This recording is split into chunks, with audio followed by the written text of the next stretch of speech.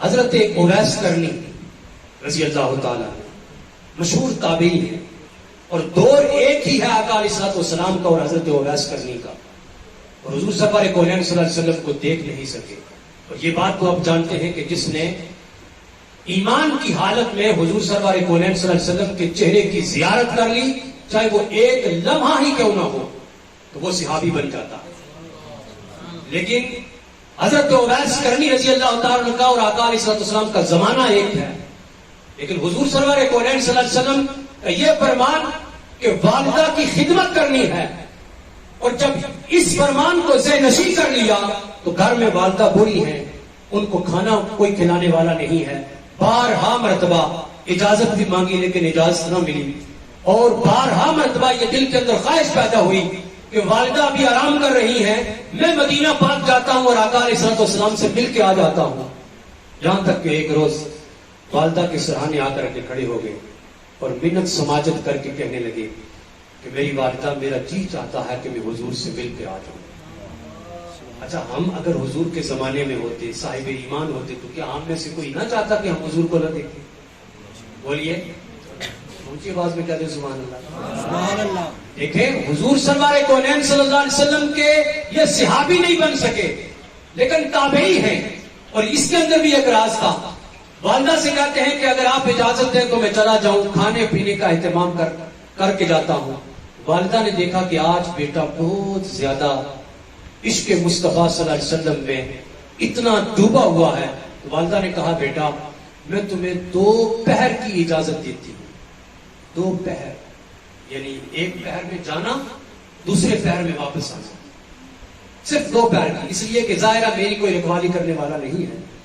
تو کھانا پینے کا انتظام کر کے تو حضرت اویس کرنی رضی اللہ تعالیٰ عنہ کرن سے نکل پڑے. جب نکل پڑے ادھر سرکار کائنات صلی اللہ علیہ وسلم حضرت عائشہ صدیقہ رضی اللہ تعالیٰ عنہ سے فرماتے ہیں کہ میں کسی کام جاتا ہوں، میرا ایک عاشق زار غلام آئے گا، اس کو بٹھانا اور اس کی خدمت کرنا. سبحان اللہ. حضور سرکار کونین صلی اللہ علیہ وسلم یہ بتا کر کے سیدہ عائشہ صدیقہ رضی اللہ تعالیٰ عنہ کو تو مسجد نبوی کو چھوڑ دیا. ادھر حضور مسجد نبوی اور مدینے کی حدود سے باہر ہوئے، ادھر اویس کرنی مسجد نبوی میں آ گئے اور حجرہ رسول صلی اللہ علیہ وسلم کے سامنے آ کر کے صدا لگاتے ہیں، یا رسول اللہ صلی اللہ علیہ وسلم میں آپ سے ملنے آیا ہوں. اے نبی کے گھرانے والوں، کوئی ہے کہ جو میری اس صدا کو سن سکے؟ تو سیدہ عائشہ صدیقہ رضی اللہ تعالیٰ عنہ انہوں نے پوچھا کہ نام کیا ہے تمہارا؟ عرض کرنے لگے اویس نام ہے، کرن سے آیا ہوں. فرمایا ابھی حضور باہر تشریف لے گئے ہیں، ابھی حضور تشریف لے گئے ہیں.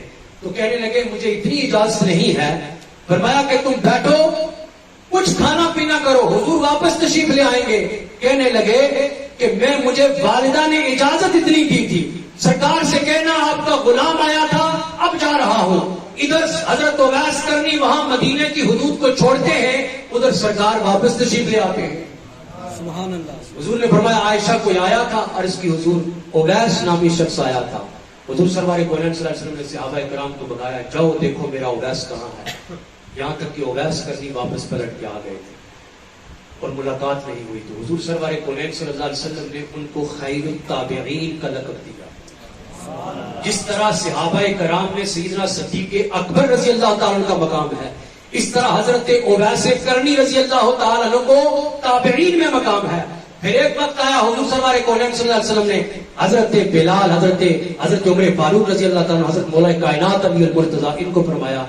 پھر ان کو کہا کہ جاؤ دیکھو میرے اویس کو تلاش کر کے لاؤ. جب نہیں ملے تو واپس آئے تو حضور علیہ السلام نے فرمایا کہ تم کبھی میرے اویس کرنی کو مل آنا.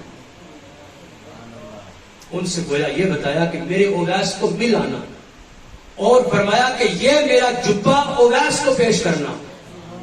اور یہ معمولی بات نہیں ہے، قابل غور بات ہے. فرمایا میرا یہ جبہ اویس کرنی کو پیش کرنا اور اسے کہنا کہ اس جبے کو سامنے رکھ کے میری امت کی بخشش کی دعا کرنا. سبحان اللہ. اب یہ کون کہہ رہا ہے؟ نبی اپنے تابعی سے کہہ رہا ہے.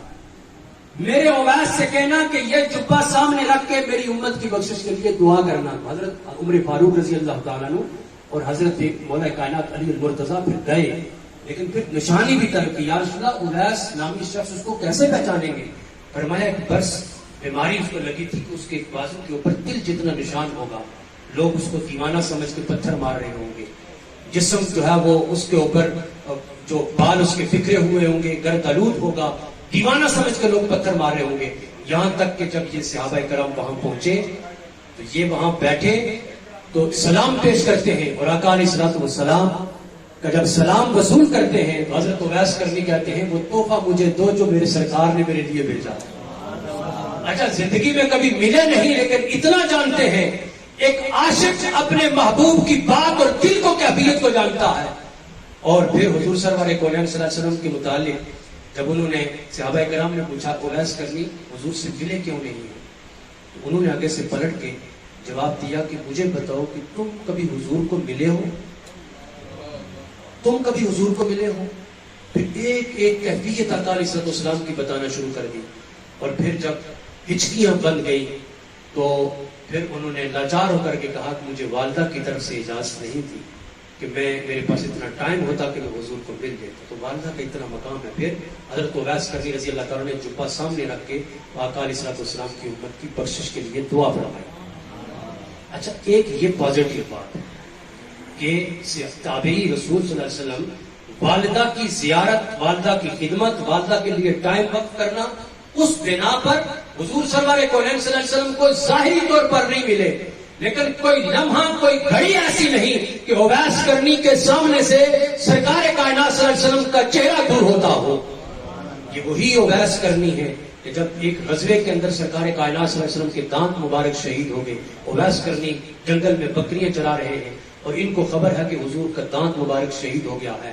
حضرت اویس کرنی نے پتھر اٹھایا, اپنا ایک دانت شہید کر دیا. یہ کیسے ہو سکتا ہے نبی صلی اللہ علیہ وسلم کا دانت شہید ہو گیا ہو اور آقا علیہ السلام کے غلام کے سارے دانت سلامت ہوں؟ پھر خیال آیا پتہ نہیں آقا علیہ السلام کا کون سا دانت شہید ہو گیا ہے, ایک ایک کر کے سارے دانت شہید کر دیے. یہ عشق اور یہ محبت ہے, یہ سیدھا پایا حضرت اویس کرنی.